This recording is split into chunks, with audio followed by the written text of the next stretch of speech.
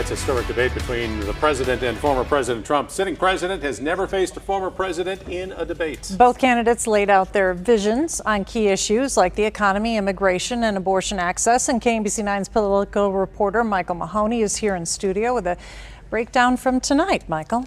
Yeah, this was the earliest ever presidential debate, just one of two debates that are set for this year. The other one is scheduled for September. Now, there was no live audience, that's new, and the producers had a mute button to try and stop the candidates from talking over one another.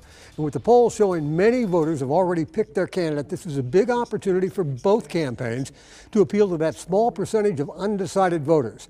Now, the pair clashed on many issues, including the economy, the COVID pandemic under Trump, and a very, very different set of leadership styles.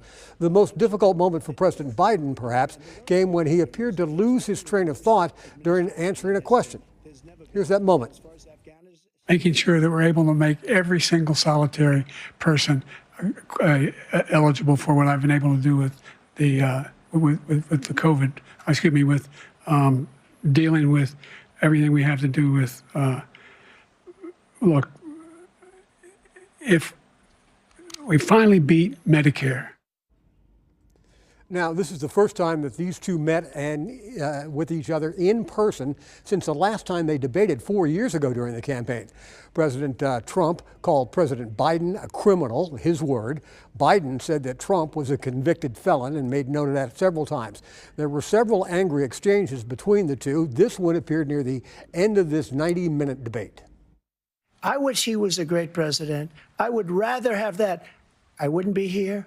I don't mind being here. But the only reason I'm here is he's so bad as a president that I'm going to make America great again. We're going to make America great again. I can't think of a single major leader in the world who wouldn't trade places with the job I've done and what they've done. Because we are a powerful nation. We have wonderful people. It's because of the people, not me. It's because of the American people. They're capable of anything, and they step up when they're needed. And right now, we're needed.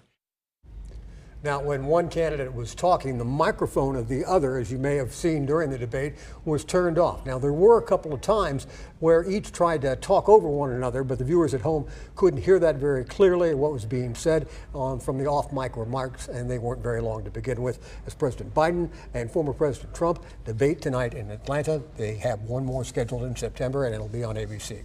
All right, we will see you again then. You bet.